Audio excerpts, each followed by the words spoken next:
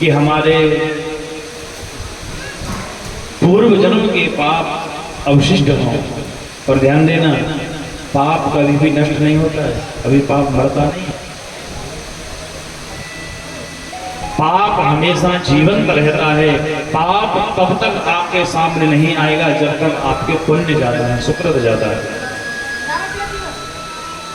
जब तक सुकृत अधिक रहेंगे तब तक पाप छिपा रहेगा। पितामह भीष्म को बाणों की सैया पर क्यों लेटना पड़ा? पितामह भीष्म को बाणों की सैया पर इसलिए लेटना पड़ा क्योंकि उन्होंने 101 जन्म पूर्व, 100 जन्म पूर्व एक दुम्ही को बाण की नोक से उठाकर करील के वृक्ष पर लटका दिया था। करील का वृक्ष जानते हैं ना, जिस पर टेंटी लगती है, उसमें पत्ते नहीं होते, कांटे कांटे होते हैं। और उन कांटों ने उस दुम्ही का पूरा शरीर छिन्न भिन्न कर दिया था। और 100 जन्म के पश्चात पितामह भीष्म से 2 पाप बड़े अक्षम्य हो गए। पहला पाप कि पितामह भीष्म पांडवों में और कौरवों में वयोवृद्ध थे, सबसे बड़े थे। लेकिन उनकी नजर के सामने, उनकी दृष्टि के सामने उनकी कुलवधू का वस्त्र हरण हुआ। यदि पितामह भीष्म चाहते तो रोक सकते थे, नहीं रोका। कुल की मर्यादा का उन्होंने तार तार होने दिया, छिन्न भिन्न होने दिया। दूसरा पाप उनसे क्या हुआ? यदि पितामह भीष्म चाहते तो युद्ध भी टल सकता था, युद्ध नहीं होता। लेकिन उन्होंने वो काम भी नहीं किया। और इन 2 पाप अधिक होने के कारण पितामह भीष्म के सुकृत कम हो गए और 100 जन्म पूर्व का पाप सन्मुख आकर खड़ा हो गया, जिसके कारण उन्हें बाणों की सैया पर लेटना पड़ा। भगवान की अहित की अनुकंपा कृपा तब प्राप्त होती है कि जब आप निर्मल भाव से भगवान का भजन करोगे, विशुद्ध भाव से। और भगवान को वही व्यक्ति प्रिय है जो भगवान के सामने, भगवान के शरण में विशुद्ध भावना से जाता है। तुलसीदास जी भी रामायण में सुंदर कांड में लिखते हैं कि निर्मल मन जन सोई पावा, मोहे कपट छल क्षेत्र न भाव, निर्मल मन जन। जो भी जन, जो भी व्यक्ति भगवान के सामने निर्मल मन लेकर के जाता है, मोहे कपट छल छिद्र न भावा।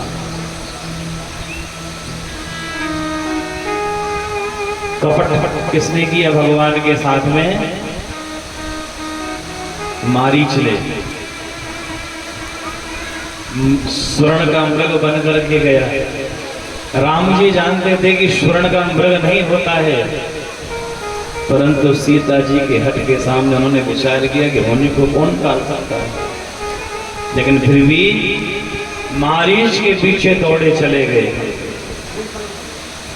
और छल किया था रावण ने। साधु का वेश धारण करके आया, क्या गति हुई।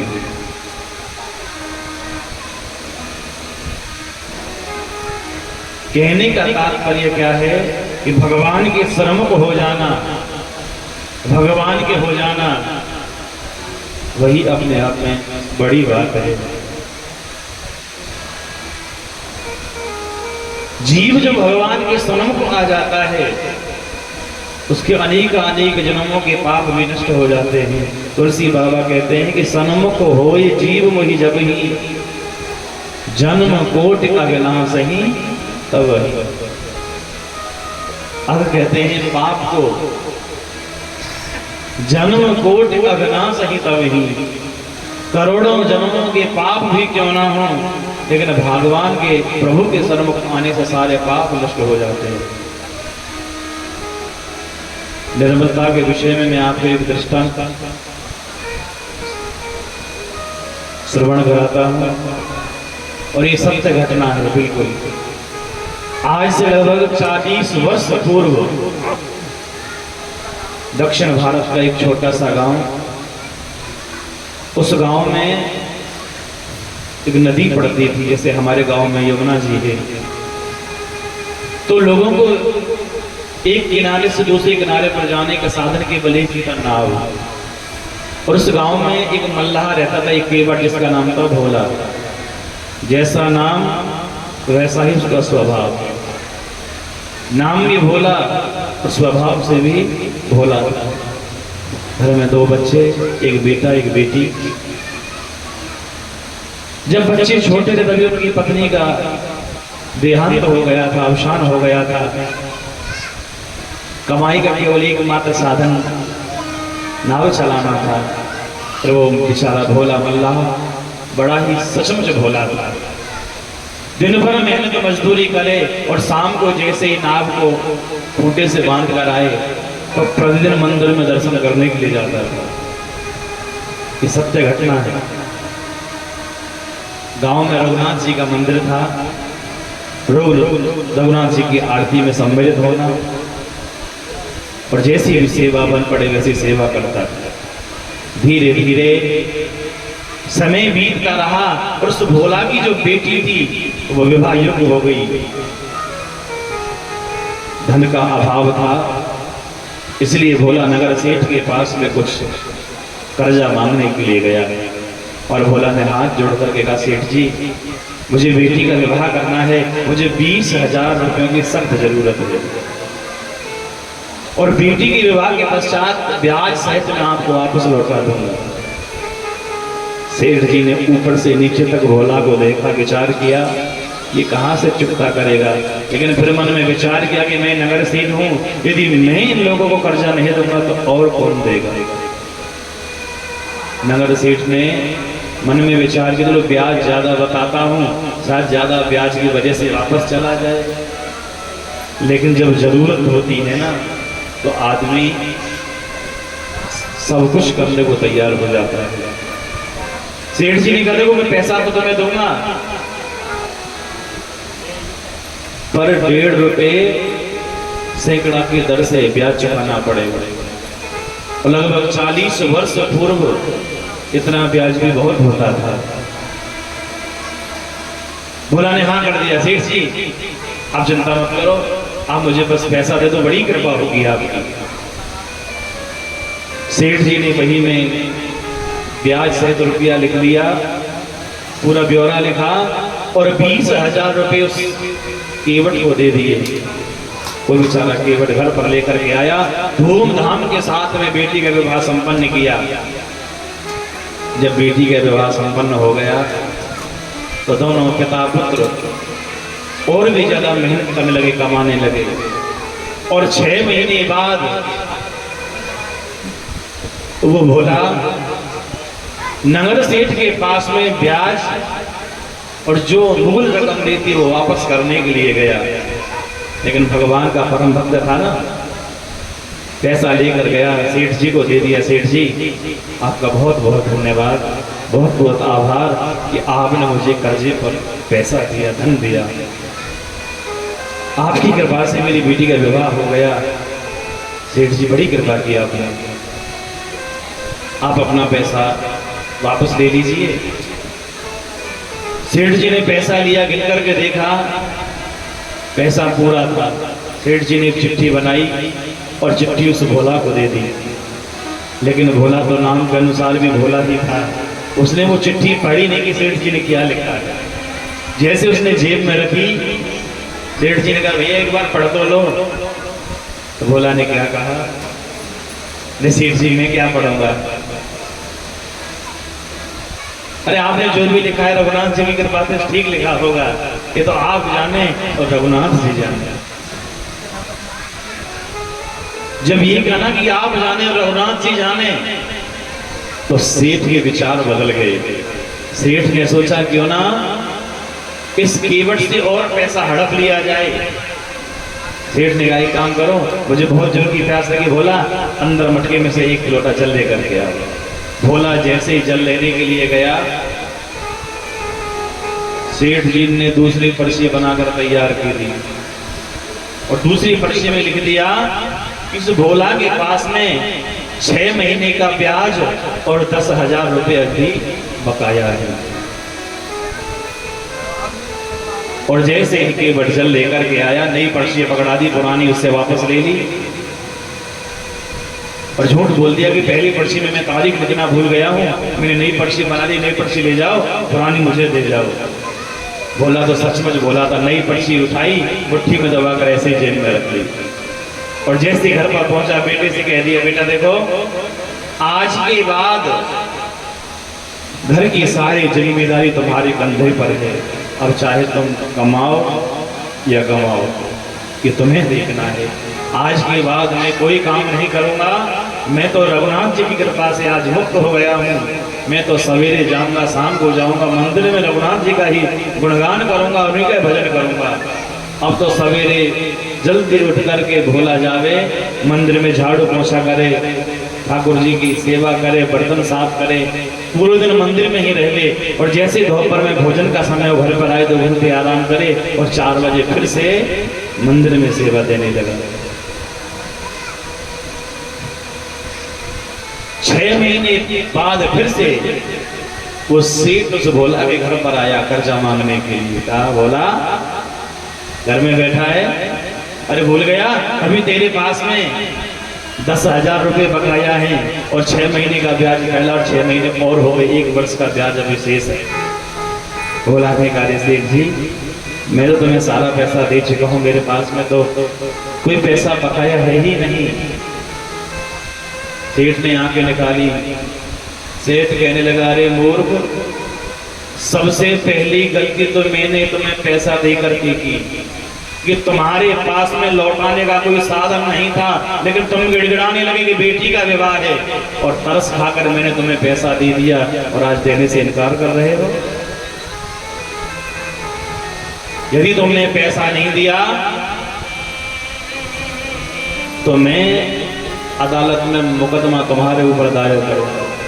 तो ध्यान देना तुम्हें सजा होगी और तुम्हारी सजा करवा के ही मानूंगा।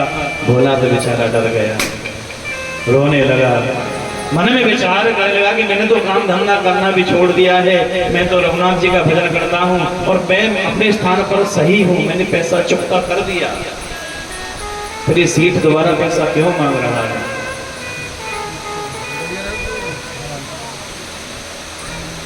सेठ इतना जिद्दी निकला कि उसने अपने कहे अनुसार उस भोला के ऊपर केस डाल दिया। वही उनके गांव के पास में एक लोक अदालत लगती थी, जैसे हमारा हसनपुर कस्बा लगता है, एक छोटा सा कस्बा था। वहां से नोटिस आई, नोटिस को देखकर रोने लगा है आज भोला। वो नोटिस लेकर भगवान के पास में गया और मंदिर में जाकर रघुनाथ जी के सामने खूब आंसू बहाए।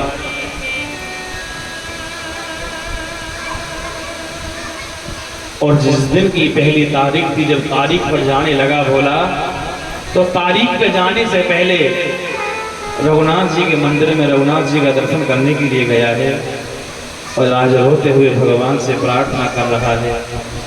और भोला रोते हुए भगवान से निवेदन कर रहा है कि हरि बिना संकट को न निवारे, हरि बिना संकट को निवारे, हरि बिना संकट को निवारे।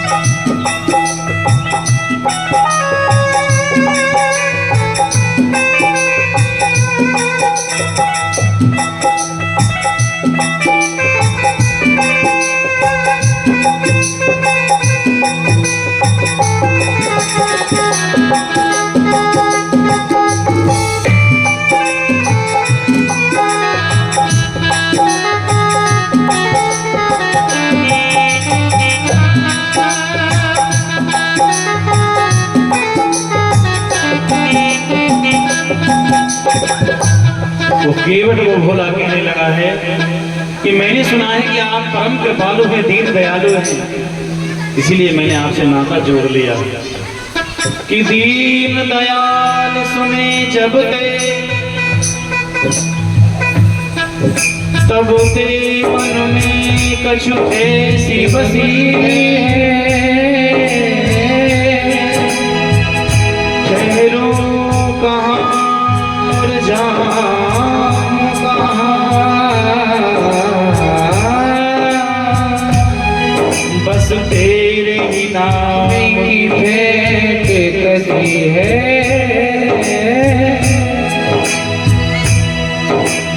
तेरो ही आसरो एक बलो,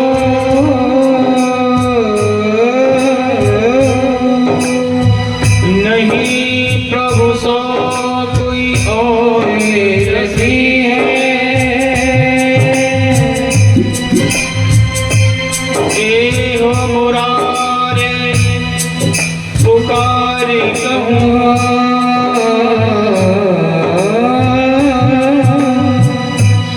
या मैं तेरी हंसी नहीं मेरी हंसी है, हरि बिन संकट को दिलवाए, हरि बिन संकट को दिलवाए।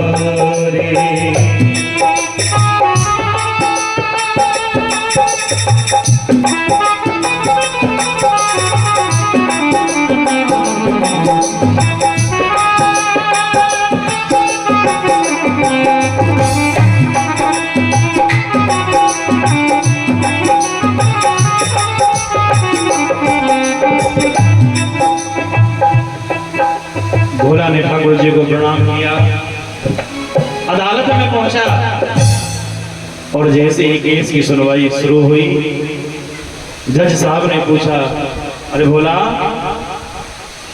क्या तुमने नगर सेठ से कर्जा उधार लिया था? जी हुजूर। चुकता किया? जी हुजूर। तो तुम्हारा कोई गवाह है? किसके सामने पैसा दिया? कोई गवाह हाजिर करो। बोला तो सचमुच का बोला था। कहने लगा, हुजूर, जब मैंने पैसा चुकता किया था उस समय मेरे और सेठ जी के अलावा रघुनाथ जी वहां पर थे, क्योंकि भगवान तो सर्वत्र है, हरि व्यापक सर्वत्र समाना, प्रेम प्रगट हो ही में जाना। भगवान तो सर्वव्यापी है।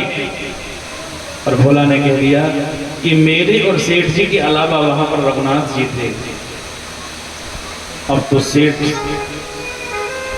बैठा बैठा मन में मुस्कुरा रहा है। जज साहब ने अगली तारीख दे दी और कहा कि बाकी की सुनवाई अगली तारीख पर होगी, और अगला सम्मन, अगला नोटिस निकाला रघुनाथ जी के नाम का। अब सिपाही रघुनाथ जी के नाम का सम्मन लेके गया, पूरे गांव में घूम लिया, सबसे पूछे भैया रघुनाथ जी कौन हैं, पर रघुनाथ जी नाम का कोई भी व्यक्ति पूरे गांव में नहीं निकला। तभी एक वृद्ध व्यक्ति ने बताया, बूढ़े भैया ने, तो देखो यहाँ रघुनाथ जी नाम का व्यक्ति तो कोई नहीं है, पर रघुनाथ जी का मंदिर जरूर है।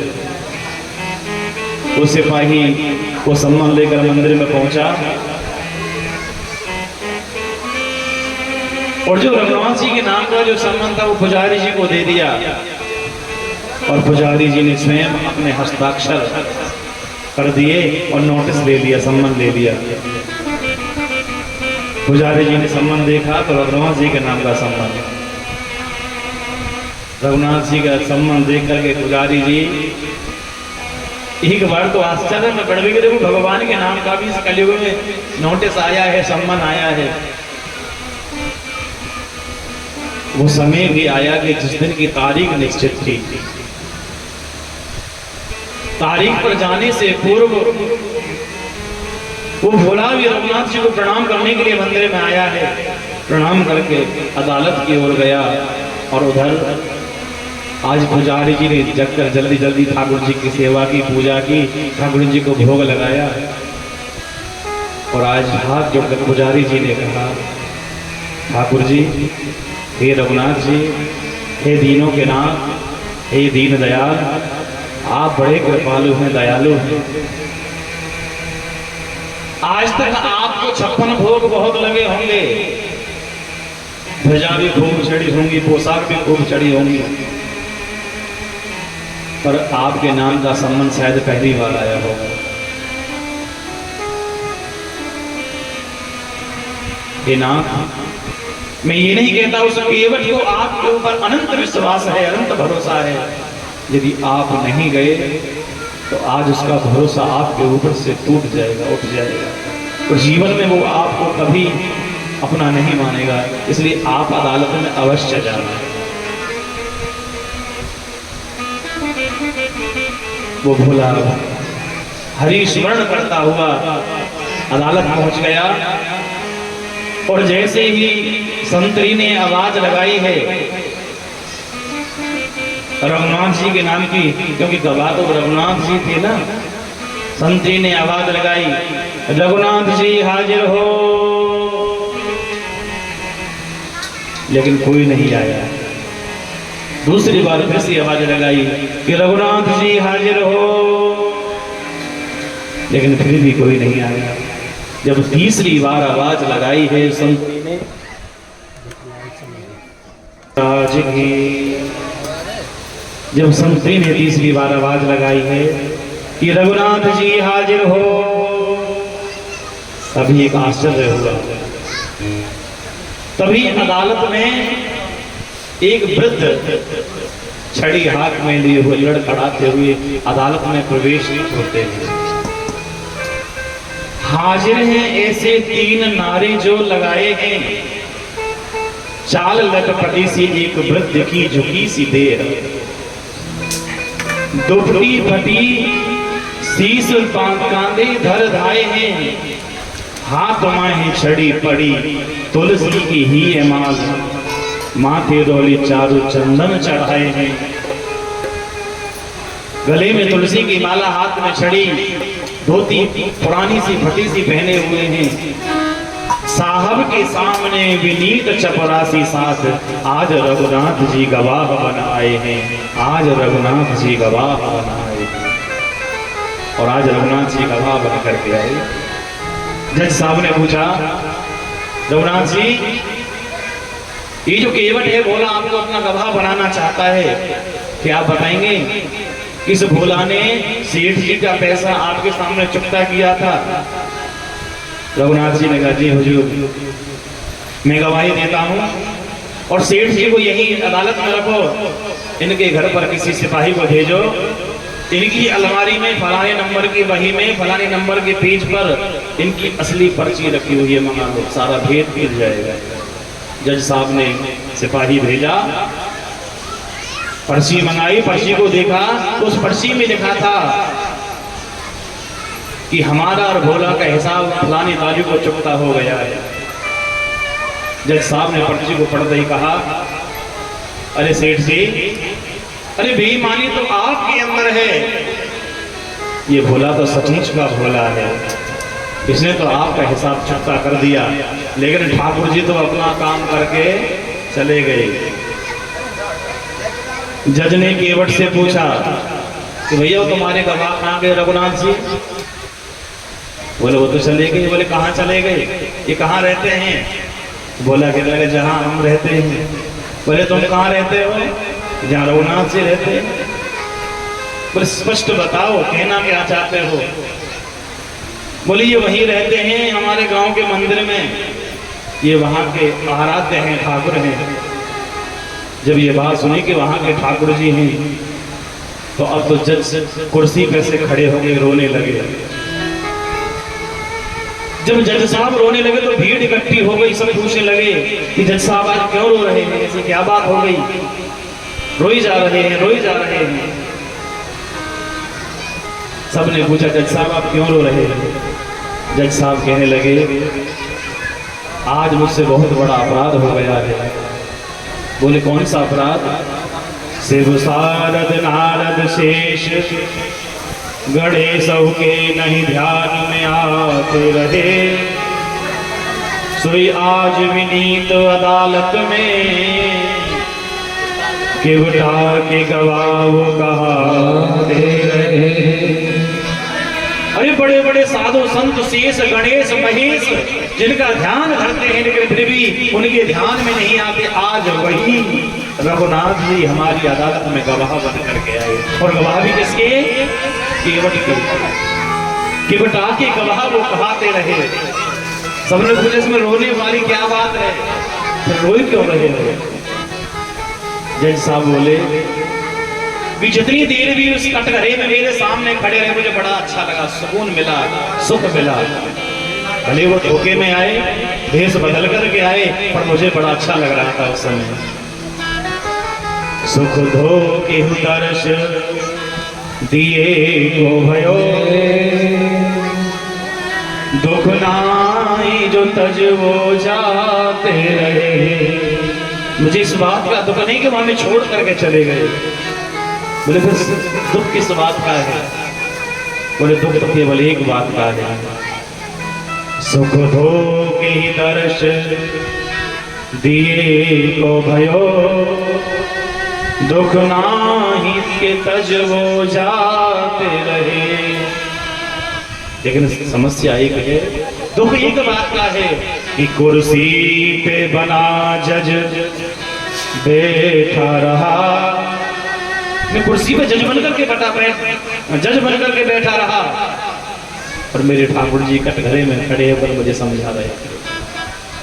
कुर्सी पे बना जज बैठा रहा, जगदीश खड़े समझाते रहे, जगदीश खड़े समझाते रहे।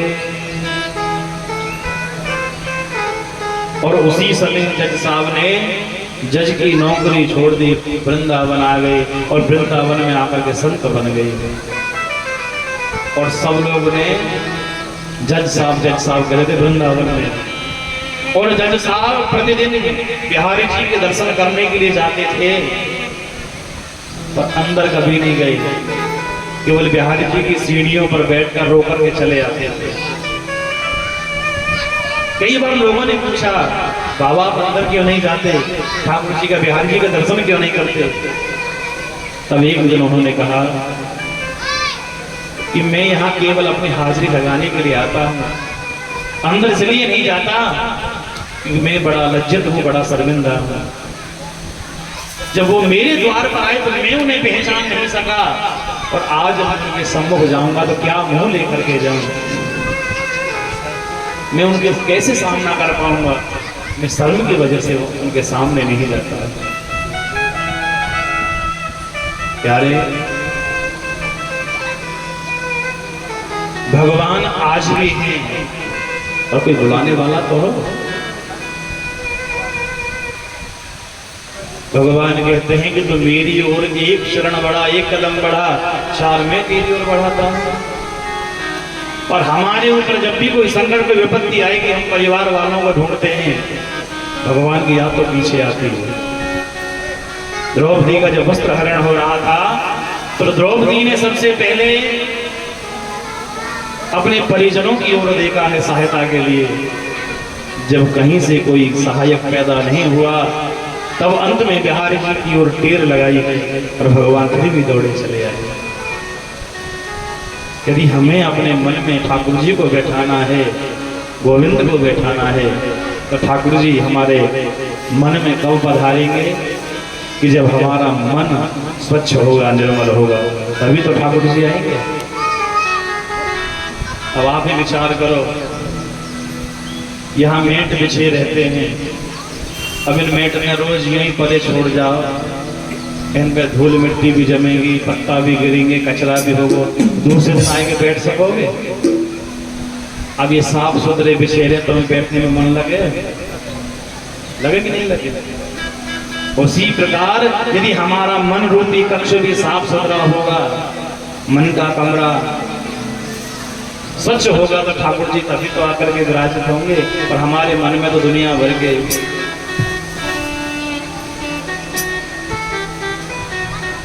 भगवान कहीं दूर नहीं है, भगवान हमारे समीप हैं, बस देर है बुलाने की।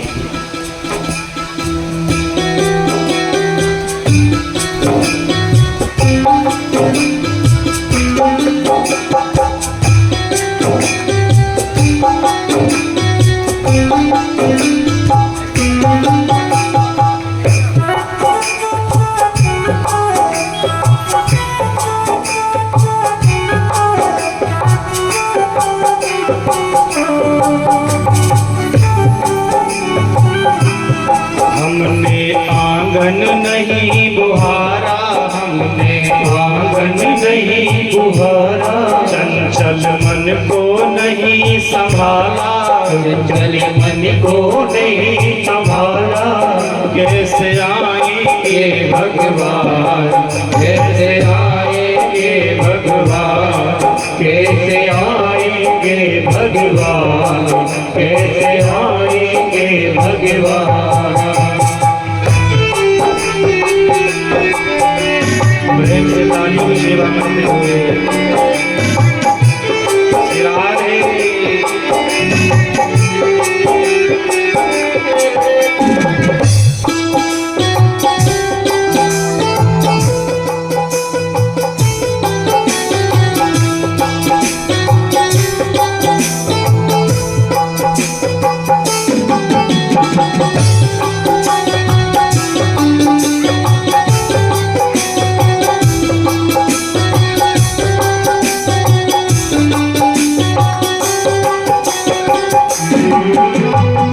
भगवान हमसे कोई दूर नहीं है, हमारे अंदर भगवान है। अंदर झांक के तो देखो, और हम अंदर तो ढूंढते नहीं, भगवान को बाहर ढूंढते हैं। कभी वृंदावन में ढूंढेंगे, हरिद्वार में ढूंढेंगे, केदारनाथ में ढूंढेंगे, और फिर वहां से तो वापस भी आएंगे। अंतर के पट को देख लो, ईश्वर पास मिलेगा, ईश्वर पास मिलेगा, ईश्वर पास मिलेगा। अंतर के पट खोल देख लो, ईश्वर पास मिलेगा, ईश्वर पास मिलेगा, ईश्वर पास मिलेगा। हर प्राणी में ही परमेश्वर का आभास मिलेगा, का आभास मिलेगा, का आभास मिलेगा। लेकिन हमने कभी सोचा नहीं कि हर प्राणी के अंदर परमात्मा विराजित है। हरी सब मूर्ति भगवान की बनाई हुई है, इन सभी के अंदर परमात्मा का तत्व, परमात्मा का वास है। और इसने ये हमने कभी सोचा ही नहीं, इस पर हमने नहीं विचारा, इस पर हमने नहीं विचारा। कैसे आएंगे भगवान, कैसे आएंगे भगवान, कैसे आएंगे भगवान, कैसे आएंगे भगवान।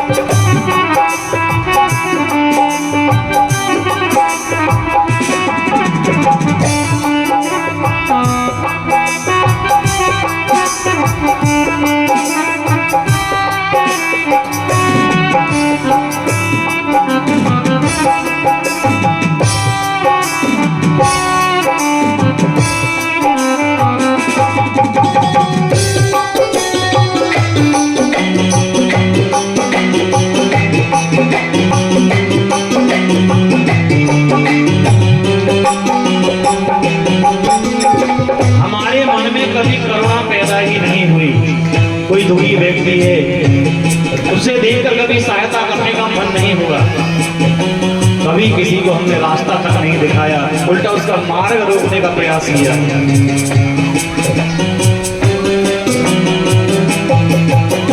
हृदय हमारा पिघल न पाया जब देखा दुखियारा, जब देखा दुखियारा, जब देखा दुखियारा। हृदय हमारा पिघल न पाया जब देखा दुखियारा, जब देखा दुखियारा, जब देखा दुखियारा। किसी राह भूले ने हमसे पाया नहीं सहारा, पाया नहीं सहारा, पाया नहीं सहारा। हमारे अंदर जो करुणा की डाली है, जो करुणा का वृक्ष है, वो तो केवल नाम मात्र का है, सूखा हुआ है, मुरझाया हुआ है। सूखी है करुणा की छाया, सूखी है करुणा की छाया, कैसे आएंगे भगवान, कैसे आएंगे भगवान, कैसे आएंगे भगवान, कैसे आएंगे भगवान।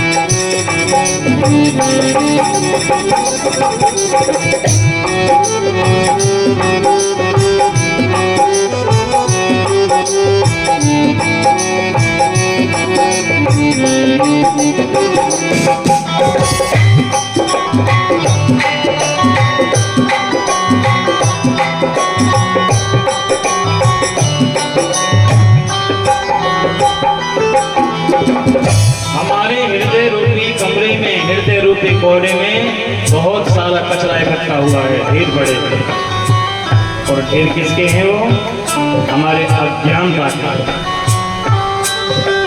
हर कोने कलमस फसाई के लगी हुई है ढेरी, लगी हुई है ढेरी, लगी हुई है ढेरी, लगी हुई है ढेरी। कहीं ज्ञान की किरण, कहीं भी हर कोठरी अंधेरी, हर कोठरी अंधेरी, हर कोठरी अंधेरी। क्या आंगन चौबारा अंधियारा, आंगन चौबारा अंधियारा। कैसे आएंगे भगवान, कैसे आएंगे भगवान, वो कैसे आएंगे भगवान, कैसे आएंगे भगवान।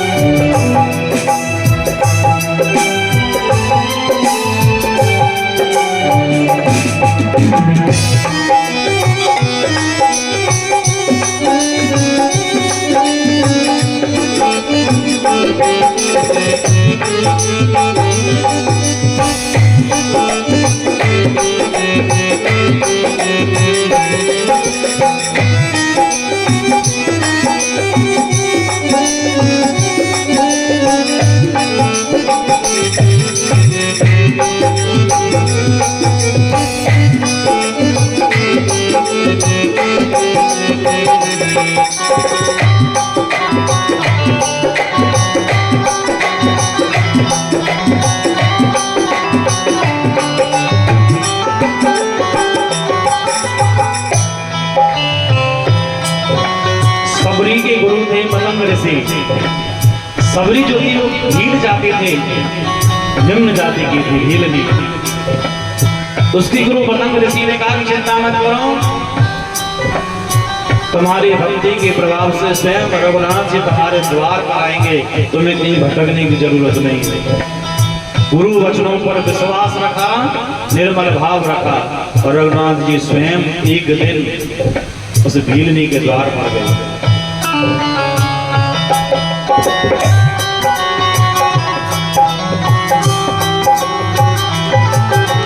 निर्मल मन हो तो रघुनायक सबरी के घर जाते, सबरी के घर जाते, सबरी के घर जाते। निर्मल मन हो तो रघुनायक सबरी के घर जाते, सबरी के घर जाते, सबरी के घर जाते। श्याम सूर की बाह पकड़ते साग विदुर भर खाते, साग विधुर घर खाते, साग विधुर घर खाते। लेकिन अपने जीवन में ही कभी विचार किया भी नहीं कि भगवान हमारे यहाँ भी आ सकते हैं। ना जाने किस रूप में नारायण मिल जाए, पता नहीं भगवान किस वेश में किस रूप में चले आए, हमने कभी सोचा भी नहीं। इस पर हमने नहीं विचारा, इस पर तुमने नहीं विचारा, कैसे आएंगे भगवान, कैसे आएंगे भगवान, कैसे आएंगे भगवान, कैसे आएंगे भगवान।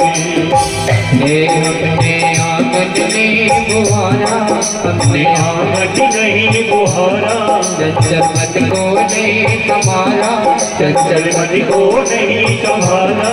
कैसे आएंगे भगवान, कैसे आएंगे भगवान, कैसे आएंगे भगवान, कैसे आएंगे भगवान।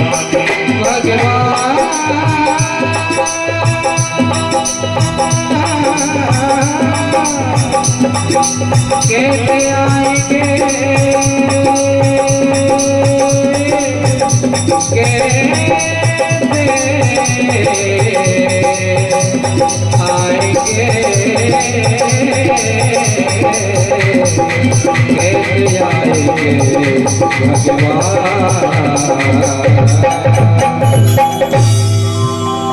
बोलिए भक्तवत्सल भगवान की जय। सभी दोनों हाथ प्रेम से ऊपर उठा करके बोलेंगे, राधे राधे राधे राधे राधे राधे। कल की कथा में आपने श्रवण किया राजा परीक्षित की जुनी की कथा, और परीक्षित जी को समीक मुनि के पुत्र श्रृंगी ऋषि का श्राप लगा। श्रृंगी ने श्राप दिया कि आज से 7वें दिन तक्षक सर्प के दंश से तुम्हारी मृत्यु हो जाएगी। और जब बात श्री परीक्षित जी महाराज को पता चला तो परीक्षित जी महाराज उसी समय राजसी वस्त्र छोड़कर साधुओं को जैसा वेश धारण करके कमंडल हाथ में लेकर यमुना जी में स्नान करके अब तो गंगा जी की तट की ओर दौड़ने लगे हैं। और गंगा जी के तट पर जब उन्होंने अनेक ऋषियों को देखा तो सबसे जाकर एक ही प्रश्न किया है, गुरुदेव इस संसार में मरणासन्न प्राणी के लिए क्या है, जिसकी 7 दिन में मृत्यु होने वाली उसे क्या करना चाहिए। और दूसरा प्रश्न मेरा यह है कि संसार में कौन वंदनीय है, कौन पूजनीय है, कौन श्रवणीय है। इतने में ही 16 वर्षीय घुमराले केस, लंबे भुजाएं और वस्त्र के नाम पर केवल कोपीन धारण किए हुए हैं, लंगोटी लगाए हुए हैं, ऐसे सुखदेव भगवान आज राजा परीक्षित का कल्याण करने के लिए अचानक प्रकट हो गए हैं। छोटे छोटे नन्हे बच्चे उनके पीछे लगे हैं, उपहास उड़ा रहे हैं। और जैसे सुखदेव भगवान संत मंडली में पहुंचे तो लंबी लंबी दाढ़ी वाले संतों ने भी उनका स्वागत किया है। राजा परीक्षित को समझते देर नहीं लगी कि ये जो कम आयु वाले संत हैं वो कोई साधारण संत नहीं, कोई विशिष्ट पुरुष है। राजा परीक्षित ने कमंडल उठाया, कमंडल में गंगा जल भरा और आकर सुखदेव भगवान के चरण धोए, पूजन किया, चरणों तक लिया और हाथ जोड़ करके बैठने के लगे। गुरुदेव, आप जैसे संत गोदोहन काल से अधिक कहीं पर ठहरते नहीं हैं। गुरुदेव, यदि आपकी वाणी का लाभ मिल जाए, आपका चरणामृत तो मैंने ले लिया, यदि आपका वचनामृत भी मिल जाए तो मेरे जीवन के सारे कार्य सिद्ध हो जाएंगे। गुरुदेव, गुरुदेव केवल मेरे दो प्रश्न हैं, इन दो प्रश्नों का उत्तर दे दो, फिर आप यहाँ से आगे की यात्रा कर सकते हो।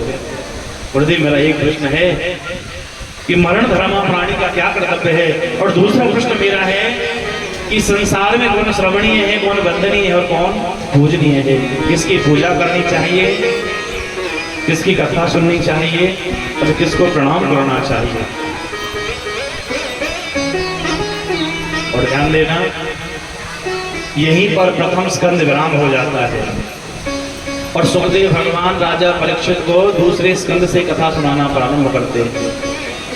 और गीता जी में भगवान श्री कृष्ण भी अर्जुन को दूसरे अध्याय से गीता का उपदेश देना प्रारंभ करते हैं।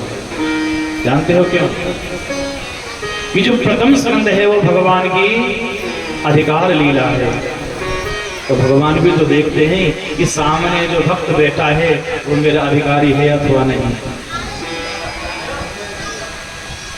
इसलिए सुखदेव भगवान ने भी द्वितीय स्कंद से कथा सुनानी प्रारंभ की है और पहला शब्द उनके मुख से क्या निकला है कि वरीयानि सुते कृष्णः कृतो लोकहितं नृपः आत्मवत् सम्मतः पुंसाम् श्रोतव्यादिषु यः परः। वरीयानि सुते कृष्णः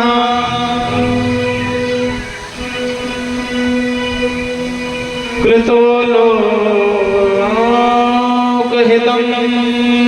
नृपः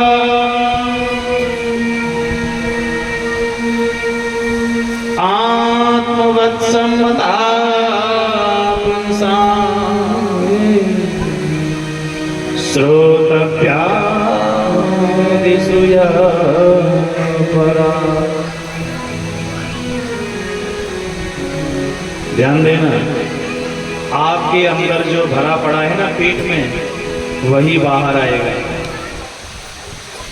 आपने यदि लहसुन प्याज खाया है तो बदबू भी ऐसी मारेगी, और यदि मूली के पराठे खाए हैं तो डकार भी ऐसी आएंगी। स्वयं भी परेशान और पड़ोसी भी कंफ्यूज। हाँ, पड़ोसी ये सोचेगा दुर्गंध आई तो कैसे आई, कहाँ से आई। इस संसार में दो आनंद हैं, एक है विषयानंद और दूसरा है ब्रह्मानंद। अब ये आपको देखना है कि आपको विषयानंद चाहिए या ब्रह्मानंद चाहिए। लेकिन सुखदेव भगवान के अंदर ब्रह्मानंद भरा हुआ है, इसलिए पहला अक्षर निकला है वकार। वरीयानि सुते कृष्णः, वह अक्षर निकला है। और वह क्या है? वो ब्रह्म का बीज मंत्र है, वरीयानि सुते कृष्णः। सुखदेव भगवान ने कहा, राजन, आपने जो प्रश्न किया है वो बड़ा श्रेष्ठ प्रश्न है, और आपने जो प्रश्न किया है वो अपने हितार्थ नहीं किया।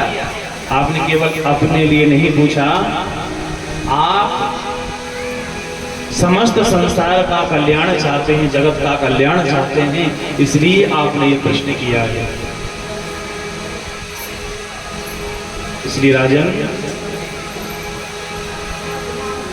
यदि भगवान को जानना चाहते हो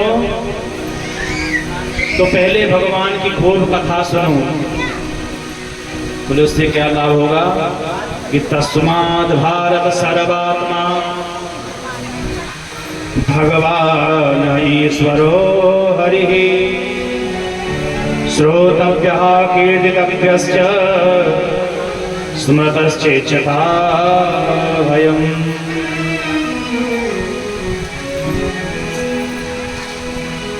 पहले भगवान की खूब कथा सुनो, उससे क्या होगा कि भगवान के प्रति आपको जागरूकता आएगी, जानकारी होगी। ध्यान देना, सुनना कौन सी भक्ति है? नवदा भक्ति में से पहली भक्ति है सुनना, श्रोतव्य। उससे क्या लाभ होगा कि हमें भगवान के विषय में जानकारी होगी। आप जो कथा सुन रहे हैं उससे क्या होगा?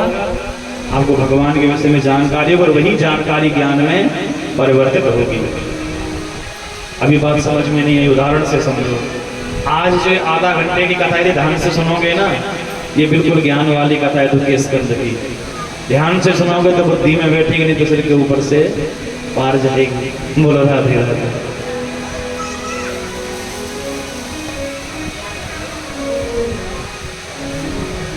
श्रोतव्य, उदाहरण से समझो। अभी हम सब यहाँ अपने अपने गांव के हैं, यदि कोई बाहर का यहाँ व्यक्ति आ जाए, वो चाहे कितना भी विद्वान क्यों नहीं है, आप कोई भी उसे प्रणाम नहीं करेगा। हाँ, उठ करके उसका बिल्कुल भी अभिवादन नहीं करोगे। क्यों? क्योंकि आप उसे जानते नहीं हैं। और यदि कोई हमारे गांव का या ऐसा कोई यहाँ ऐसा व्यक्ति, कोई संत यहाँ आ जाए जिसे आप सब जानते हैं, तो आप उठ कर सब प्रणाम करोगे, महाराज जी आ गए, महाराज जी आ गए। क्यों? क्योंकि जो बाहर से आए हैं उनके विषय में जानकारी नहीं है, और जो यहाँ से आए उनके विषय में जानकारी है। और वो जानकारी ही ज्ञान में परिवर्तित होती है, और जब ज्ञान का हमें आभास हो जाता है, उसी ज्ञान से प्रीत होती है, प्रेम होता है, उसी को हम भक्ति कहते हैं।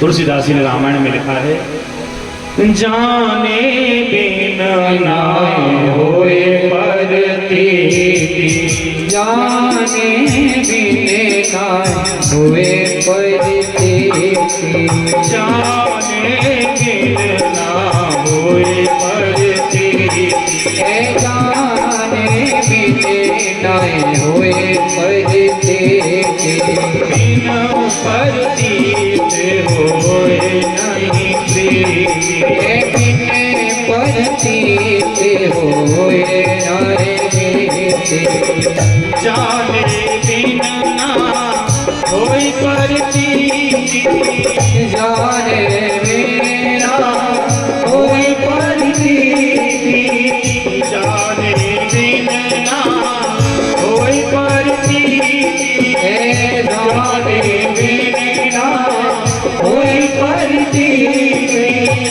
बिन परतीत होए नहीं प्रीति, बिन परतीत होए ना प्रीति, जाने बिन ना होए परतीति, जाने बिन ना होए परतीति, बिन परतीत होए नहीं प्रीति, बिन परतीत होए ना प्रीति। इसलिए जाने बिना होए परतीति, जानकारी के बिना प्रेम नहीं होता है, और बिना प्रेम की भक्ति भी अधूरी है। इसलिए भगवान की खूब कथा सुनो, उससे क्या होगा? हमें भगवान के बारे में जानकारी होगी। हमारा जो एक कठोर मन है, भगवान की कथा सुन सुन करके पिघलने लगेगा, और जब पिघलेगा तभी उसमें विवेक से चोट लगाओ। अरे मूर्ख, तो कहाँ दौड़ रहा है? भगवान को भज, भगवान की भक्ति कर, इसी से तेरा कल्याण होगा। यदि आपको लोहे के औजार बनाने हैं तो कैसे बनते हैं? पहले लोहे को खूब तपाया जाता है, जब लोहा गर्म हो जाता है ना, तो उसमें द्रवता आ जाती है, लाल हो जाता है, और उसे फिर जो आकार देना हो आप दे सकते हैं। उसी प्रकार मन को पहले भगवान की कथा में खूब तपाओ, और यहाँ कथा सुनने के बाद में घर जाकर क्या करना है? फिर उसका कथा का कीर्तितव्यश्च, फिर उस कथा का आपको कीर्तन करना है, कथा को मन मन में ही गुनगुनाना है। और जब कथा 7 दिन की समाप्त हो जाए, तब तीसरा काम आपको क्या करना है? जो आपने सुना, जो समझा, उसका फिर स्मरण करना है, उसे याद करते रहना है। भगवान को प्राप्त करने की 3 सीढ़ियां, 3 साधन हैं: श्रवण, कीर्तन और स्मरण।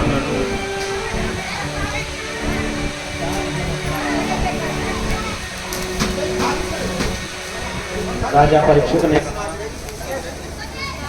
भक्तवत्सल भगवान की जय, श्री राधा रानी सरकार की जय, श्री वृंदावन बिहारी लाल की जय।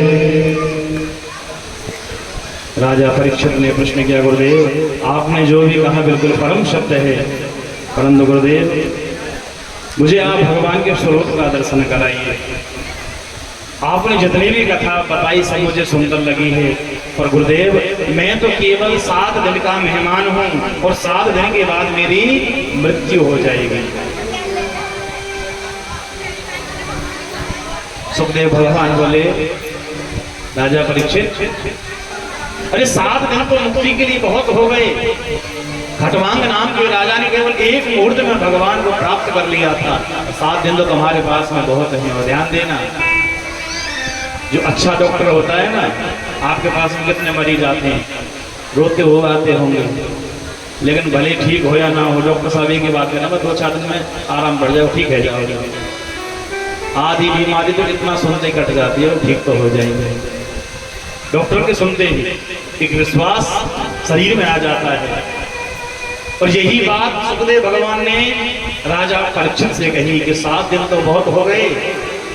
खटवांग नाम के राजा ने केवल 1 मुहूर्त में भगवान को पा लिया था। भगवान के स्थूल रूप का दर्शन कराया, वर्णन किया। भगवान के 2 रूप बताए हैं, एक सूक्ष्म एक स्थूल।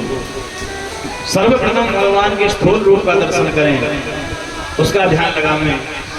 जितासनो जितश्वासो जितसंगो जितेन्द्रियः स्थूले भगवतो रूपे मनः संधारयेत् धिया।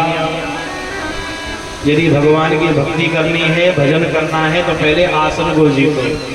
आसन का मतलब समझते हो ना, पहले बैठने की आदत डालो। आपने देखा होगा हम तो दिन भर ऐसे बैठे रहे, पर आप कभी पाम मन में। इसलिए भक्ति करने के लिए जितासनो, आसन को जीतो, जितश्वासो, फिर प्राणायाम के द्वारा सांस पर नियंत्रण करना सीखो। तीसरा है संग। जीवन में संगति का असर बहुत ज्यादा पड़ता है, इसलिए अच्छे व्यक्ति की संगति करो। हाँ, आप जुआरी के पास में बैठ जाओ, जुआ खेलना आए कि ना आए, पत्ते पीसने जरूर आ जाएंगे। पीने वाले के पास में बैठो, नमकीन से शुरुआत होगी, फिर ढक्कन पे आएगी, ढक्कन से बोतल तक जाएगी, सर बहुत पड़ता है। जित संग, संग को जीतो। जब शूर्पणखा की नाक कट गई तो शूर्पणखा रावण के पास में जाकर के कहती है, राजन संग त्यजति कुमंत्र ते राजा, ज्ञान ते मान पान ते राजा, संग ते जति। जति कहते हैं साधु सन्यासी को। यदि किसी का संग करेगा तो सन्यासी भी बिगड़ जाता है संग करने से। इसलिए साधु को चाहिए कि अकेला रहेगा। अकेला रहेगा या तो सोएगा या भजन करेगा, 2 ही काम करेगा। कुमंत्र से राजा, यदि राजा कितना भी अच्छा है तो उसके मंत्री अच्छे नहीं है तो एक भी युद्ध नहीं जीतेगा। ज्ञान से मान, यदि आपके अंदर ज्ञान है तो सर्वत्र आपकी पूजा होगी, चाहे आप कहीं जाकर के बैठ जाओ। और पान से लाजा, मदिरा पीने से सम्मान चला जाता है। जो रोज बोतल पीता हो ना, चौराहे पर यदि हम पानी भर के भी खड़े हो जाएगा ना, सब ये सोचिए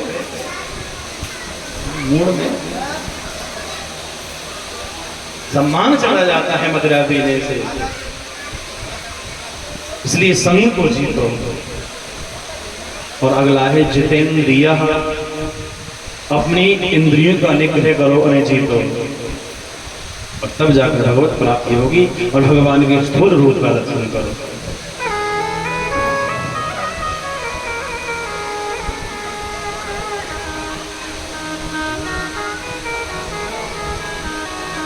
स्थूल रूप का दर्शन करना चाहिए भगवान का, और मन में आपकी जो कामनाएं हैं उसकी पूर्ति हेतु तो भगवान का भजन करना चाहिए, क्योंकि ये मानव देह आपको बार बार प्राप्त नहीं होगा, बार बार नहीं मिलेगा।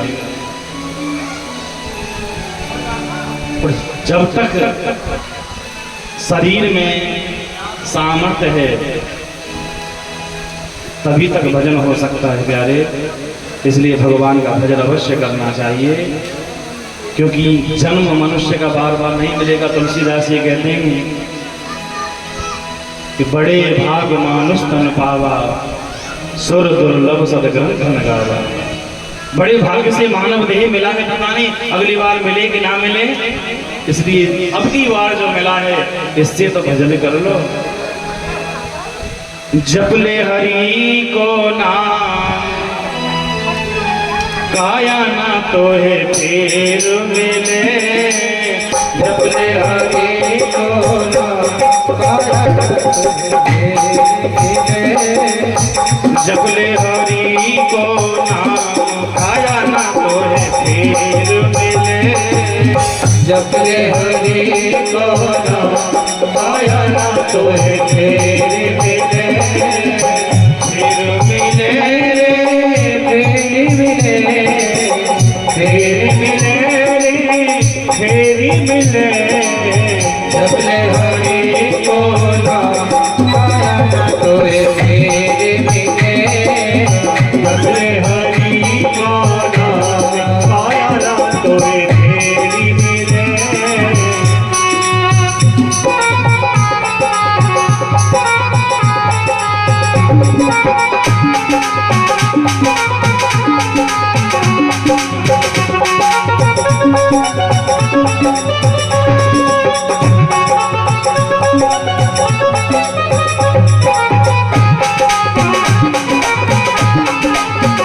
प्रेम से तालियों में सेवा करते हुए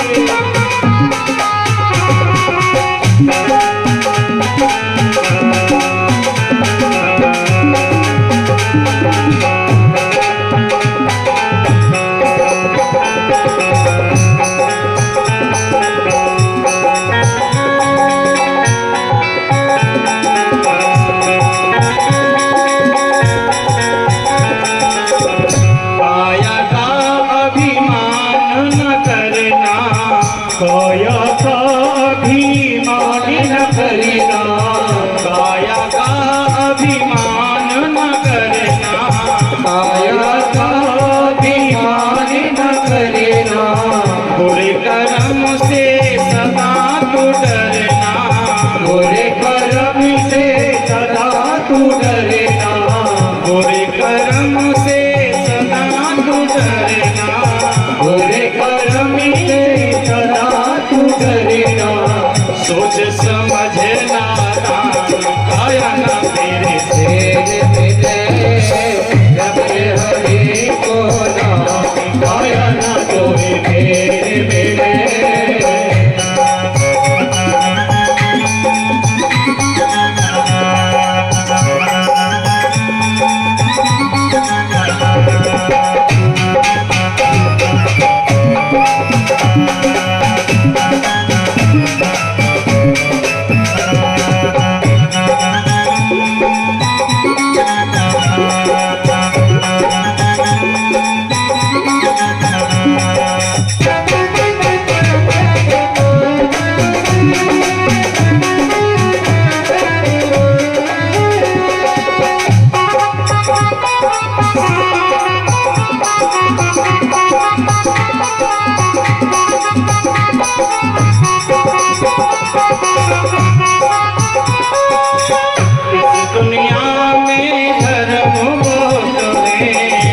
दुनिया में धर्म बहुत है, इस दुनिया में धर्म बहुत है, इस दुनिया में धर्म बहुत है, धर्म बहुत है,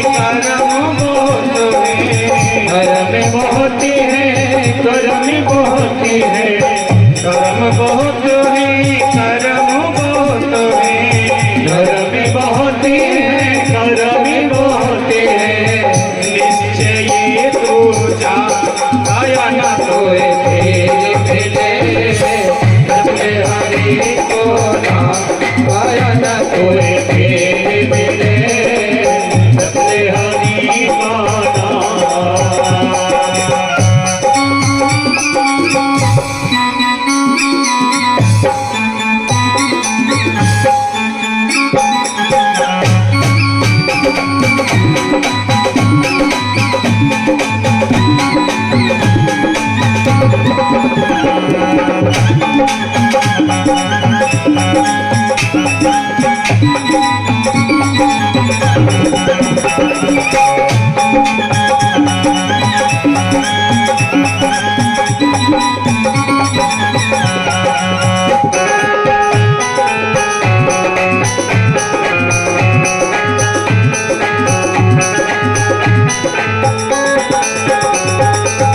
दान धर्म हाथों से कर ले, दान धर्म हाथों से कर ले, दान धर्म हाथों से कर ले, दान धर्म हाथों से कर ले, ईश्वर का तो नाम सुमिर ले, ईश्वर का तू नाम सुमर ले, ईश्वर का तो नाम सुमिर ले, ईश्वर का नाम सुमर ले, रहेगा जग में नाम गाया ना तोरे तेरे मिले, बदले हरि को नाम गाया ना तोरे तेरे मिले।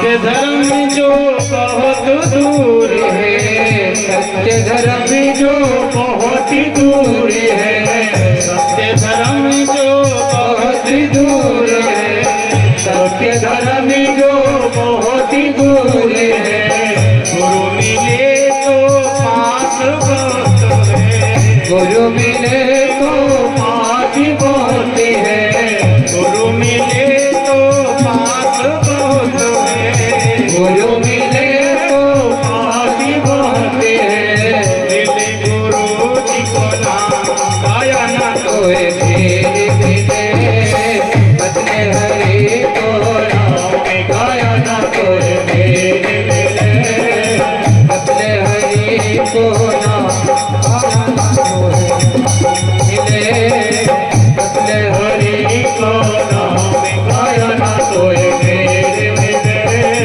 बदले हरि को नाम। बोलिए भक्त वत्सल भगवान की जय। श्री कृष्ण कन्हैया लाल की जय। राधा रानी सरकार की आधे से मुझे ताली बजाने में जो करें, ताली में भी लोग करें, एक हाथ में कहीं लगना जाए, है ना। एक बार एक गांव में सेठ जी रहते थे बनिया, और जैसे हमारे गांव में कथा हो रही है ऐसे गांव में कथा हो रही थी। अब जो सेठ जी थे वो बड़े कंजूस, बड़े लोभी। हाँ, एक दिन सेठानी बोली, देखो गांव में कथा हो रही है चौपाल पे, आप भी कथा सुन के आओ। सेठ जी बोले, कथा में तो चले जाओ पर कथो चढ़ाए वो पड़ेगा, चढ़ाने को कहाँ से आवे वो, हमारी तो मूंद बिगड़ जाएगी। सेठानी बोली, तुम्हें तो बस वो मूंद की लगी रही है, ऐसे करो पैसा मैं दूंगी पर तुम कथा सुन के आओ आज। तो पुराने समय की बात, सेठानी ने चकली को रुपया दिया, सिक्का। अब सेठ जी मुट्ठी में दबाई को रुपया लाए, कथा में आए, परिक्रमा लगाई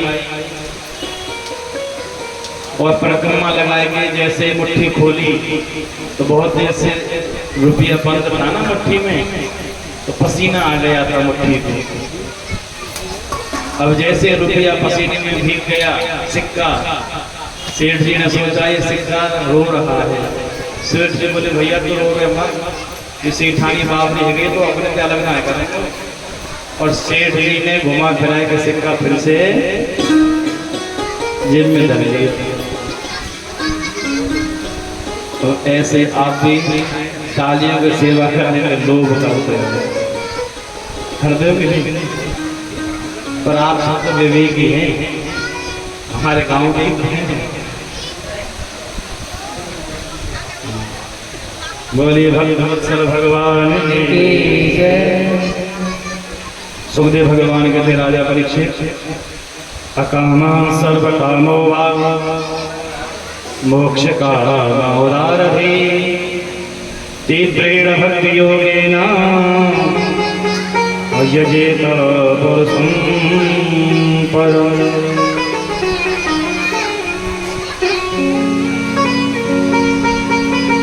भगवान की जो उपासना होती है वो दो प्रकार से होती है, एक सकाम भाव से, एक निष्काम भाव से।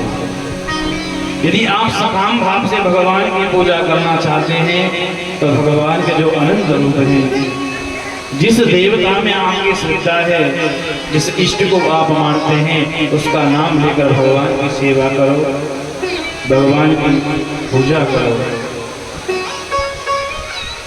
और जो निष्काम भाव से भगवान की पूजा करते हैं,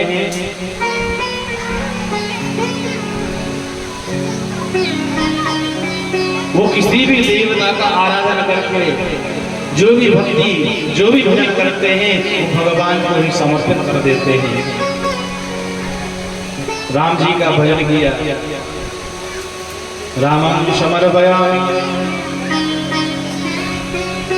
कृष्ण जी का भजन किया, कृष्णम समर्पयामि।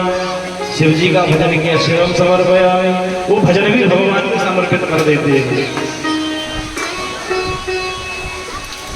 राजा परीक्षित ने अगला प्रश्न किया, गुरुदेव भगवान ने सृष्टि को कैसे रचे, दुनिया को कैसे बनाया, मैं सुनना चाहता हूँ, वो कथा मुझे सुनाइए। तो सुखदेव भगवान बोले, राजा परीक्षित प्रकृति और पुरुष की साम्य अवस्था में लय हो जाते हैं और वैषम्य अवस्था में सृजन होता है। प्रकृति और पुरुष के द्वारा महत्व की उत्पत्ति हुई, महत्व से त्रिविध अहंकार, सत्व रज और तम की उत्पत्ति हुई। तमोगुण से पंच महाभूत पृथ्वी जल अग्नि आकाश तथा वायु की उत्पत्ति हुई और पंच तन्मात्राएं शब्द स्पर्श रूप रस और गंध। रजोगुण से इंद्रियों की रचना हुई और सत्व गुण से इंद्रियों के अधिष्ठात्र देवों की रचना हुई। जैसे हाथ के देवता है इंद्र और नेत्रों के देवता है भगवान सूर्य। भगवान के नाभि कमल से ब्रह्मा जी की उत्पत्ति हुई तो ब्रह्मा जी ने अपने अस्तित्व को जानना चाहा कि मेरी उत्पत्ति कहाँ से है। अनेक वर्षों तक ब्रह्मा जी खोजते रहे और उनकी उत्पत्ति कहाँ से है नहीं जान पाए।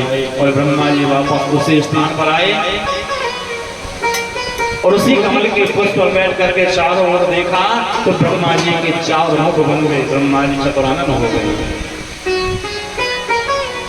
तभी उन्हें कार्यो मांसानाम स्पर्शा, स्पर्श शब्द सुनाई दिए, ता और प कि तब करो। तब ब्रह्मा जी ने अनेक वर्षों तक भगवान का भजन किया, तप किया। तब भगवान नारायण ने ब्रह्मा जी को आकर चतुर्श्लोकी भागवत का उपदेश किया जो 4 श्लोकों में है। भगवान नारायण ने कहा, ब्रह्मा जी मैं आपको जो अपना ज्ञान दे रहा हूँ गूढ़ ज्ञान है। ज्ञानम परम गुह्यम में यद विज्ञान समन्वितम सारहास्यम तदंतम च ग्रहण वदितम मया यावानहं यथा भावो यद्रूप गुणकर्मकः ब्रह्मा जी, इस ये गोपनीय ज्ञान को आज तक मैंने किसी को नहीं दिया, पर आपको दे रहा हूं, आप सावधान होकर के सुनिए। ब्रह्मा जी बोले प्रभु सुनाइए, बताइए। भगवान नारायण बोले ब्रह्मा जी, इस दुनिया को मैंने बनाया है और इस दुनिया को बनाने से पहले केवल मैं अकेला था, और जब ये सारी दुनिया नष्ट हो जाएगी तब भी केवल मैं बचूंगा।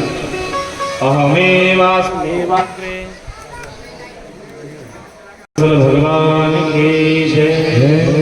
भगवान ने ब्रह्मा जी से कहा, ब्रह्मा जी अहमेवासमेवाग्रे नान्यद यद सत सत परम पश्चादहम यदि तच्च योग शिष्ये दशोस्मि हम। इस दुनिया के नष्ट होने के बाद में जो भी अवशिष्ट बचेगा वो मैं बचूंगा। ब्रह्मा जी बोले प्रभु एक बात बताओ, आपने जब इस दुनिया को बनाया तो कोई सामग्री तो लाए होंगे, मेटेरियल तो लाए होंगे। जब हम घर बनाते हैं तो घर बनाने के लिए ईंट भी चाहिए, सीमेंट भी चाहिए, पत्थर भी चाहिए, लोहा भी चाहिए, मिस्त्री भी चाहिए। मान लीजिए मिस्त्री तो आप हैं, पर बनाने के लिए सामग्री साधन कहाँ से लाए? भगवान बोले मैंने अपने आप से सब प्रकट किया। बोले कैसे? बोले जैसे मकड़ी अपना जाल अपने मुंह से प्रकट करती है, बाहर से कुछ नहीं लाती है। जैसे मोर अपने पंख अपने शरीर से प्रकट करता है, इतने सुंदर सुंदर रंग भर जाते हैं। जो संसार के रंग है वो फीके पड़ जाएंगे, पर जो मोर पंख में रंग है वो कभी फीका नहीं पड़ेगा। तो ऐसे मैंने अपने आप से सब कुछ प्रकट किया है। बनने वाला भी मैं हूँ और बनाने वाला भी मैं ही निमित्त कारण हूँ और मैं ही निमित्त उत्पादन कारण हूँ। सिए राम में सब जग जाने, करो प्रणाम जो जुग पारे, किया राम भगवान सर्वत्र व्यापक है। सिए राम में सब जग जानी। संसार में ऐसा कोई शब्द कोई वस्तु नहीं है जिसमें भगवान के नाम का अक्षर ना जुड़ता है। ये कपड़ा है, कपड़े में भी भगवान के नाम का अक्षर जुड़ा हुआ है। वहां से कृष्ण बनता है, वहां से परमात्मा और डे से डमरूवार। कोई भी अक्षर ऐसा नहीं है। भगवान के 1000 नाम में 700 नाम है, उन 1000 नाम में से कोई ना कोई अक्षर अवश्य आपको मिलेगा। ब्रह्मा जी बोले आप दिखाई क्यों नहीं देते हो? दिखाई क्यों नहीं देते? भगवान बोले तद विद्यात मनो माया यथा भासो यथा तमः। मैंने इस दुनिया को बनाने के लिए एक चीज का सहारा जरूर लिया। बोले कौन सा और किसका? बोले माया का सहारा। और माया का मतलब मैंने कल भी आपको बताया था, माँ माने नहीं और या माने जो जो जो असली है उसे ढक देती है, और जो नकली असत्य है उसे उजागर करती है, वही तो माया है। और हम बस माया के चक्कर में लगे रहेंगे। हाय माया, हाय माया, कहाँ मिलेगी, कैसे मिलेगी? कभी कभी तो लोग जमीन खोद डालते हैं, बोले यहाँ मिलेगी, पर वहाँ भी नहीं मिलेगी। हाँ, पूरा जंगल खोद के डाल देते, लेकिन फिर भी हाथ नहीं लगता। और जिन्हें मिल भी जाती है उन्हें कोई पचती नहीं है, वो वैसे परेशान करती है। भगवान कहते हैं ब्रह्मा जी जैसे शुद्ध सोने के आभूषण नहीं बनते, आभूषण बनाने के लिए सुनार लाख लगाता है तभी आभूषण बनेंगे। शुद्ध सोने को कभी आभूषण नहीं बनते। भगवान कहते हैं ऐसे ही मैंने इस दुनिया को बनाने के लिए माया की आग लगाई है, और इस माया के द्वारा संसार को बचाया जाए। हम रोज कथाओं में सुनते हैं, सत्संग में सुनते हैं, कीर्तन में सुनते हैं कि भगवान सर्वत्र हैं, अणु अणु में हैं, कण कण में हैं, लेकिन फिर भी ज्ञान नहीं होता।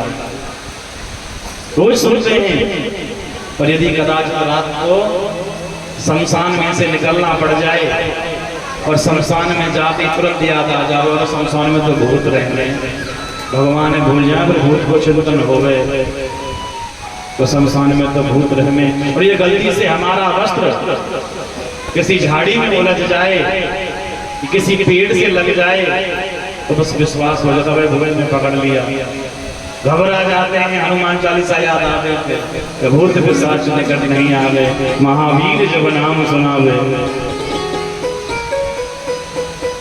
तो आपको ये भी तो विचार करना चाहिए, जो अणु अणु में है, कण कण में है, जो घर में है, मंदिर में है, वो शमशान में भी तो है। पर नहीं, हमें भगवान से ज्यादा भूत का विश्वास है, भगवान का विश्वास कम है और भूत का ज्यादा है। और भूत के चक्कर में ही गंडा गोली ने लटकाए घूमे के महाराज। हमारे 33 करोड़ देवता हैं, हमें उन पर विश्वास नहीं है, पर जो मरे मराए वो मजार में बंद है, सीमेंट में चिने पड़े, उनको विश्वास जाता है। अपनों का भरोसा करना। सुखदेव भगवान कहते हैं राजा परीक्षित, जो भगवान का भजन नहीं करते हैं उनकी 4 जीव प्रशंसा करते हैं। स्वगत वरा होष्ट भरे संस्तुता पुरुषा पशु, जो भगवान का भजन नहीं करते उनकी कथा को बड़ाई करता है। गधा कहता है कि ना इसने भजन किया ना मैंने भजन किया,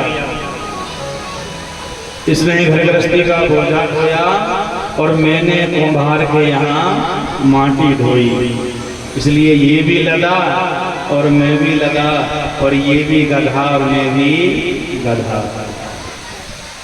दूसरी प्रशंसा करता है ऊंट, स्वैवित बड़ा हुष्ट, हुष्ट बोलते हैं ऊंट को।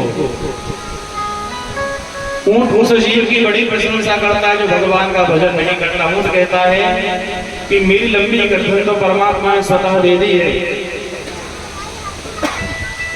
पर इस जीव को देखो, कोई पद क्या मिल गया, 4 पैसे इकट्ठे क्या हो गए, इतना अभिमान आ जाता है कि फिर आदमी से आदमी नहीं कहते। अरे और यदि अपने मोहल्ले के मेंबर भी बन जाएंगे ना तो चाल बदल जाती है महाराज, अपने आप चाल में अकड़ आ जाती है। उन्हें देख करके ऊंट कहता है कि ये भी मेरी श्रेणी में आते हैं, मेरे जैसे हैं। दूसरा प्रशंसक है ग्रामीण सूकर, गांव का सुअर। वो कहता है कि मैंने तो अपना पेट जैसे जैसे भर लिया नाली के कचरे से, कूड़े के ढेर से, और इस इंसान को देखो, इसने ईमानदारी से मिला हुआ तो खाया ही खाया, लेकिन बेईमानी से भी इतना खाया कभी इसका पेट भी नहीं भरा, ये हमेशा भूखा का भूखा। चौथी प्रशंसा करता है गांव का कुत्ता। कुत्ता कहता है कि मेरे ये जातीय स्वभाव रहे थे, हमारे मोहल्ले में दूसरे मोहल्ले का कुत्ता आ जाए तो वो कुत्ता भौं भौं करता रहेगा जब तक दूसरा कुत्ता वहां से भाग नहीं जाएगा, भले गला क्यों ना बैठ जाए। और वही जब वो कुत्ता हमारे और आपके अंदर देखता है कि इस जिह्वा से भगवान का नाम तो नहीं ले रहा है और लड़ाई झगड़ा व्यर्थ के बात में खूब कर रहा है, व्यर्थ में भौं भौं खूब कर रहा है, तो कुत्ता कहता है कि ये भी हमारी तरह का है, इस जिह्वा से भजन तो नहीं करता पर व्यर्थ के बारे में बहुत करता है। इसलिए प्यारे, यदि इन 4 जीवों की प्रशंसा से बचना है तो भगवान का भजन करो, नहीं तो ये 4 जीव ही आपकी प्रशंसा करेंगे, गधा, ऊंट, सुअर और कुत्ता। इसलिए कहते हैं बिन भजन बनोगे ऊंट, गधा लदने वाले, बिन भजन बनोगे ऊंट, गधा लदने वाले, बिन भजन बनोगे ऊंट।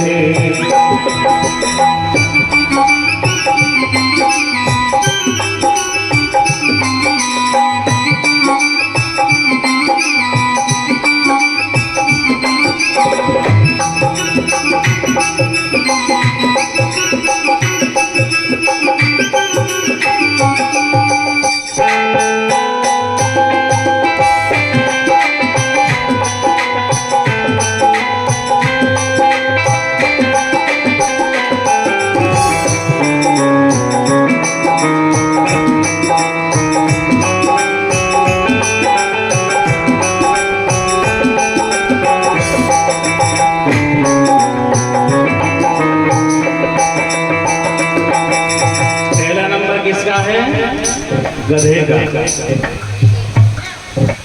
कुम्हरा तो पे माटी लादे कमर में मारे डंडा कुम्हरा तो पे माटी डाले कमर में मारे डंडा कुम्हरा तो पे माटी लादे कमर में मारे डंडा कुम्हरा तो पे माटी डाले कमर में मारे डंडा। गधे को आपने देखा है ना, गधे की कमर पे वजन लगा रहेगा और इधर उधर टेढ़ा चलेगा, और कुम्हार जब एक सोटा मारे ना, सोटा लगने पर सीधे चलने शुरू हो जाए।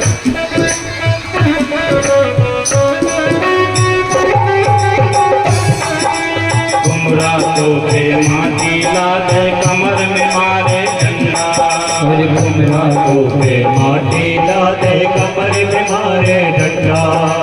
डंडा लगते चलते सीधो,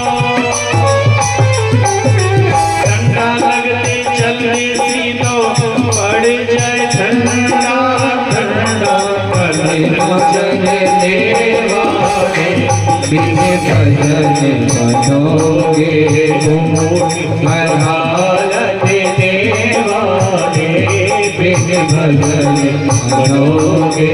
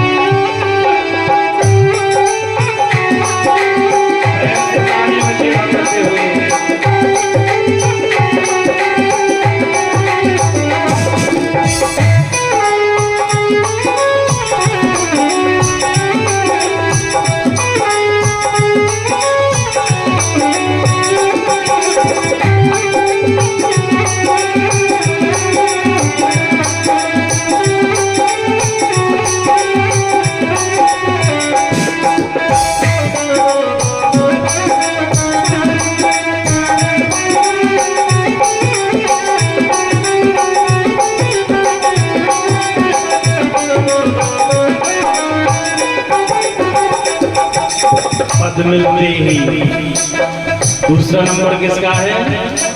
ऊंट का। पद मिलते ही ऊंट की दरिया ऊंची गर्दन करते, पद मिलते ही ऊंट की दरिया ऊंची गर्दन कर ले। पद मिलते ही ऊंट की दरिया ऊंची गर्दन करते, पद मिलते ही ऊंट की दरिया ऊंची गर्दन कर ले। आपको शायद नहीं पता होगा, बड़े बूढ़ों से पूछो। ऊंट में एक विशेष कमी होती है कि ऊंट बहुत जल्दी फिसलता है और उसका पैर बहुत जल्दी टूटता है। पहले हमारे गांव में जब ऊंट रखते थे तो चौमासे में खादर में चराने नहीं ले जाते थे। बड़े बूढ़े जानते हैं, क्योंकि उसकी जो हड्डी होती है ना वो बड़ी कमजोर होती है, ऊंट की बहुत जल्दी टूट जाती है।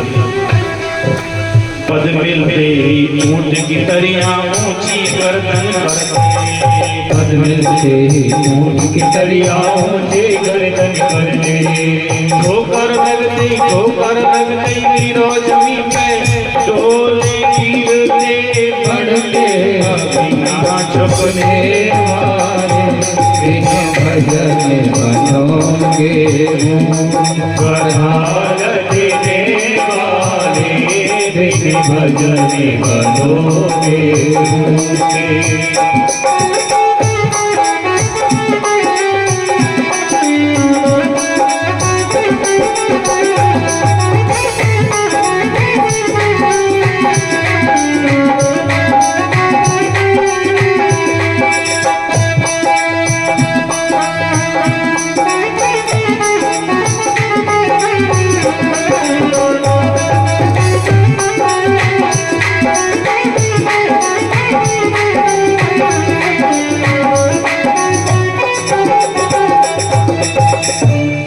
तीसरा नंबर किसका आता है? कुकर और सुअर का, कुत्ते और सुअर का। और कुत्ता और सुअर की जब तो नहीं मिलती है ना, प्यारे घर घर झूठ चाटते हुए घूमते हैं। कोई प्रेम से एक टुकड़ा भी नहीं डालता, सीधे सोटा लेकर के पीछे पड़ जाता, भगावे से भगाओ।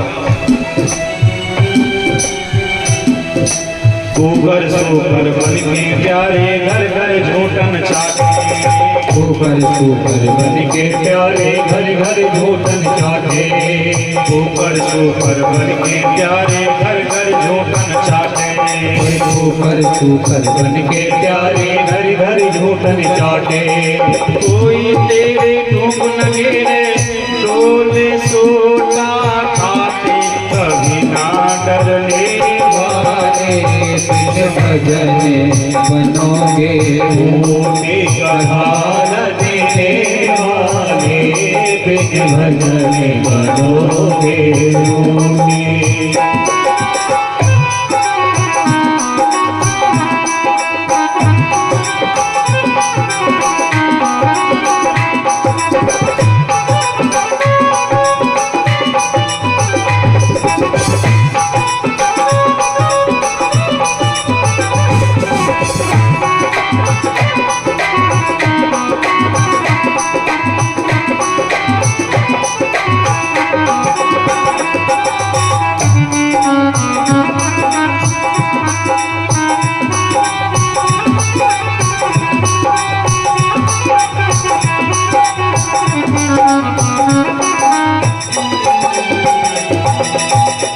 प्यारे मरे हुए पशु का चमड़ा तो किसी न किसी काम में आ जाता है जूते चप्पल बनाने के लिए, लेकिन ये चमड़ा किसी काम में नहीं आएगा, इसमें दूसरे दिन तो दुर्गंध हो जाती है।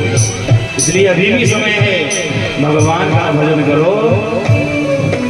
कोमल भजन बिना नर देहि किसी काम ना आती, कोमल भजन बिना नर देहि किसी काम न आती कोमल भजन बिना नर देहि किसी काम नहीं आती, कोमल भजन बिना नर देहि किसी काम नहीं आती माधव सतुआ गरीब नंदी जो ब्रज में आती, कथा कहने वाले बिन भजन बनोगे ऊँटे गधान देने वाले बिन भजन बनोगे ऊँटे गधान देने वाले। बोलिए कृष्ण कन्हैया लाल की जय। सभी दोनों हाथ प्रेम से ऊपर उठाकर बोलेंगे राधे राधे राधे राधे राधे राधे।